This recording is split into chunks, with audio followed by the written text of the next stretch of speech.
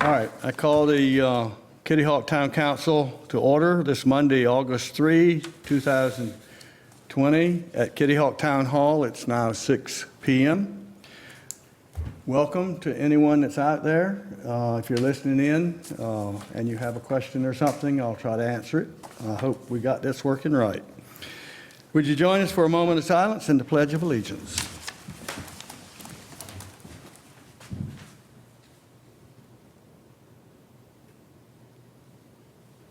I pledge allegiance to the flag of the United States of America and to the republic for which it stands, one nation, under God, indivisible, with liberty and justice for all. All right. Do I hear a motion to approve the agenda? Motion to approve, Mr. Mayor. Does it have a second? Second. All in favor? Aye. Opposed? There are none. Next, we have public comment, and I do have, it was received as an email that was asked to be read into the record, so I'll start there. Good evening. My name is Blaine Rumford, and I live at 104 Harbor Bay Drive in Kitty Hawk. I saw your wonderful video of the renovation for the bathhouse in Kitty Hawk. It looks great. When I heard that a renovation was going to be done to the structure, I was hoping the land to the side of the house would have been upgraded for added parking at the site. Any summer day, all the spaces would be full by 10 a.m., and this summer has been closer to 9. So then we would have to find another spot to park. My wife and I are in our 60s now, and it's getting harder to get around. My question is, can that portion of land be utilized for additional parking, and can that be accomplished? I would think 12 spaces or more could be added comfortably. Blaine, the answer is no, because that's our drain field, and the health department and practicality does not allow parking on drain fields. So we can't expand. Every square inch of that bathhouse is either being used for parking or bathhouse or drain field. So that's unfortunately the situation. I will tell you that a few years ago, we attempted to ask and get the post office to let us use some of that land that's laying over there fallow. And they were just obstinate. They would not allow us to do that. We wrote letters to them, had a plan laid out. We would do all the work. They would retain ownership and all that sort of thing. We'd fix a parking lot so it was permeable, but they just would not. They wouldn't hear of it. And the congressmen, senators were not any help.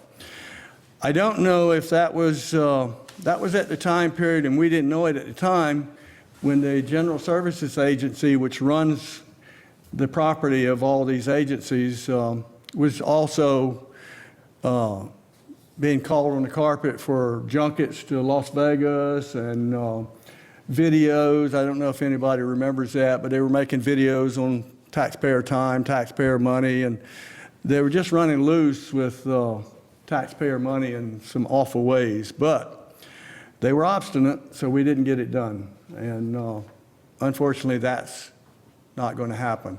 We are looking at some other places. The Recreation Committee has some information I gave them this last meeting, and we are actively trying to upgrade where we can, if we can, when we can. I hope that answers your question. And Mr. Mayor, I agree with Mr. Rumford wholeheartedly. We've had a parking problem here in Kitty Hawk for a long time. I mean, we've got these beautiful beaches we want people to come to, and there's no way to park to get to the beach, not only for the tourists, but for the citizens. And I hope we can, this council in this town, not a long-range goal, but a short-range goal to look at for some more parking. We need it badly. And I agree with exactly what you said, Mr. Mayor. Okay. Is there anyone on the telephone that has a comment, wants to speak? All right.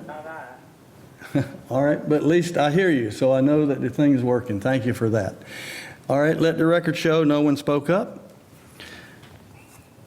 Consent agenda. Do you hear a motion to approve the consent agenda? Mr. Mayor, I'll make a motion we can approve the consent agenda. Does it have a second? I'll second. All in favor? Opposed? There are none. We had nothing removed. Next is planning, and it's to schedule a public hearing for land disturbance. Has to do with height. And I will add, Rob's not here tonight, is he? Okay, that's all right. I don't need him. But what I want to get across to people who may be watching this has to do with height. Height has been a real tricky issue in the town of Kitty Hawk since its incorporation, and even before that, actually. So I'd like for you to pay attention to what this is involving. It does make a change, and if you have comments, we'll take them in writing. This information is public record and available to you if you ask for it. Thank you. All right, anybody want to make a motion to bring that to a hearing? Mr. Mayor, I move to set a public hearing at the town council meeting on September 8th, 2020, to consider the proposed text amendment to amend Section 42-1 and 12-141 regarding maximum building height measurement and field limitations. All right, does that have a second? Second. Is there any discussion? All in favor? Opposed? There are none. All right. And in new business, I have a mayor's update on the 2020 census for the town of Kitty Hawk. I was called by the Albemarle person that kind of runs this, and he had some things that I wanted to bring to your attention. Andy, can you bring that up?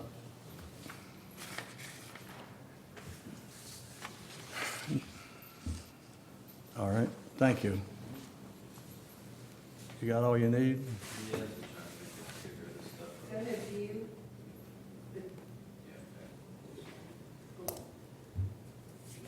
Okay. All right. The first thing I'm going to look at and tell you is that everything they've got up there on the screen is in percentages. And what in the world is a percentage of what? You really have to be careful what you're looking at here. So, couple of things that are important.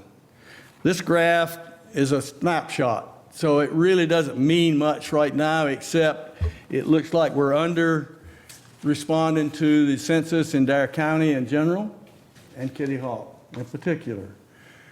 And I don't think that's quite true. The percentages look worse than they are because they're being averaged over a larger population.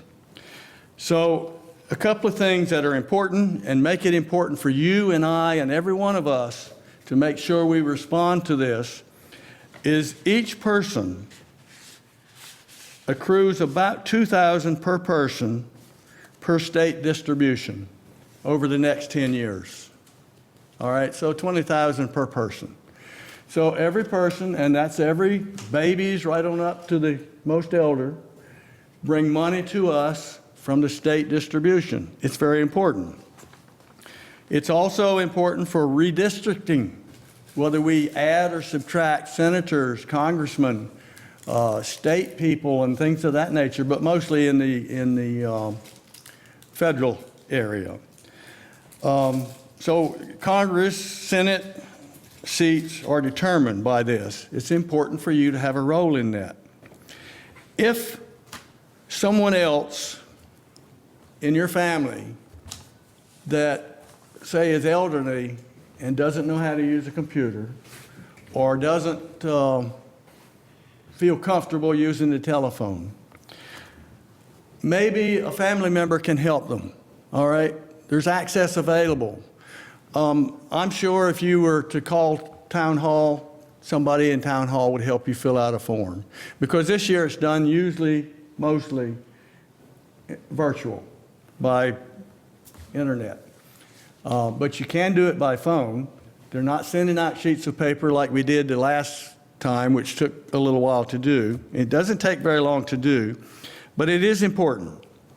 And the question was, the last thing you see, what can we do to increase self-response rates in Kitty Hawk, NC over the next month? Some of the things that we don't have major employers. I'm all against robocalls. Flyers are already being put out. Social media, website, emails, text, if somebody is not into that, and I'm not, then maybe we need to reach them by a different way. Someone in the family or some younger person help an older person. Churches, maybe in churches, as you go to church, that's a possibility. Another one would be homeowners associations, perhaps putting out flyers, getting in touch with their own population, those sort of things. So I'm leaving you with this. You need to respond. If you haven't, they're going to start knocking on doors middle of this month. And it would be a lot better if you just do it, help yourself, help your community, and help your state. All right? Anybody got anything to add? Well said. All right, that's all I have there.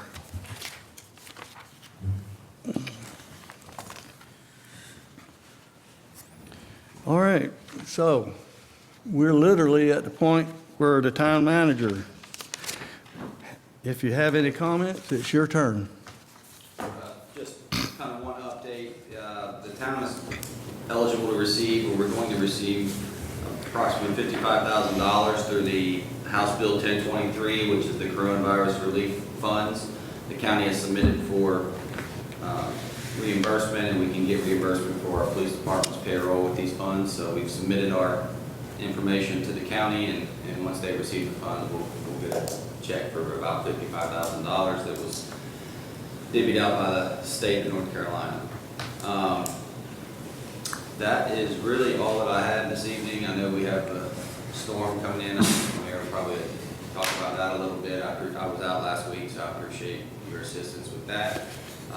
We're also, one more thing, we're also still in the process of submitting for grant funding through the State Recreational Trails Program for the bridge at Dare County Park. Councilmember McLean has secured some petitions from some residents that will be utilizing the trail in support of that project, as well as from the hospital. So I've gotten quite a bit of letters of support from the school board, from the Chamber of Commerce, from the Tourism Bureau. So we've got some good letters of support. Let's go around and see what happens. It's a competitive grant. A lot of towns put in for this grant, but the grant is due in September, and then I'll probably will hear something several months from there. So towards the first of the year, we should know if we're going to receive that grant for the trail connection at Dare County Park. So other than that, that's all I have this evening. Okay, that money that's coming in, is that in addition to our normal payroll for the police, or is that augmenting it? It is payroll. We're able to submit our claims up to $55,000 for payroll for March till December of this year. So a couple weeks absorb that $55,000. So we submitted payroll for 2 weeks, and we'll be reimbursed that money from the state. Okay, and we don't have to pull that out of what we had already Right, planned to set it's aside. additional funds that are coming in. So it's part of the coronavirus relief package that the state has put together. Well, that's interesting. All right, thank you. Town attorney? Nothing for me. Everybody stay safe in the storm, whatever might bring this way. Okay. Back now. And you're keeping us straight on the declarations of emergencies, of which we have 2 separate ones now. I was about to say, as quick as they can announce them, we won't turn them out. So, All right, well, let's hope we don't have a third different one. Golly I'm day. hoping not. I'm hoping not. All right. COVID-19 evacuation. We got enough. You're right. All right, town council, which end want to start? You want to start? You weren't here last No, I'll start. month? Well, first of all, I'd like to give a shout out to the Ocean Rescue this year. I was on the beach several times back in June, and I just want to say how nice and friendly. Every time you come over, they say hello. They've had a busy year. We've had a really big shore break here at the Black Pelican. They've really been busy, and Cole's done a great job. I was there one morning, and before the lifeguards manned their stand, and they were swimming and running, staying in shape. And I just wanted to give them a shout out for the great job they've done this summer. Also, I know the mayor's probably going to bring it up, but Looks like everybody back in the village is doing a pretty good job of moving your vehicles. Now is the time. You can watch the Weather Channel all you want, folks. If this thing jogs a little bit and does come up the sound, we could have just as much water in here as we had in Michael, maybe more. I mean, the potential's there. Maybe, maybe not, but now's the time. In the morning, it's going to be a little bit too late. So I urge everybody, looks like a lot of people are coming up to the Catholic Church at the top of the hill, and I urge people to find a high place and stay safe tonight. That's all. Town staff, I know you've been preparing for the storm, Willie. I know you've been testing pumps. The pump's ready to go. Police department, I see you've moved the vehicles to higher ground. Jeff was just talking about it. Great move. I know Chief Talley and his fire department. Andy, you and your staff here are well prepared, I know. So hopefully tomorrow morning we'll find out. We'll be lucky. Let's hope and pray for a very peaceful evening. Thank you, everybody. Yeah. I'll just say the same thing, instead of going through it again. Thank you to Ocean Rescue, and I understand our beach equipment is being not left on the beach anymore, and thanks to our fire department and the Ocean Rescue and their efforts on that. And other than that, stay safe, everybody. David? Everybody just be safe. Thank you. Okay. Public Works went out and made sure all the trash cans were pulled back. I rode the beach. That looked good. I want to thank our visitors and those citizens that may have been tenting and doing those sort of things out on the beach. You responded very well. We appreciate that. It makes it safer for everybody and less cluttered. And nobody's claiming a piece of ground on a public beach, so that's important.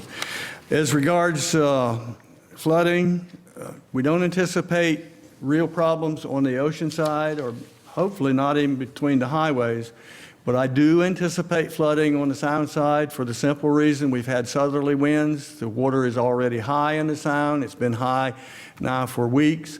And all the winds that are predicted will be from the southeast, then to the southwest, and eventually west, and it only can go up. There'll be no down until the wind changes from the north. It's just the way it works here.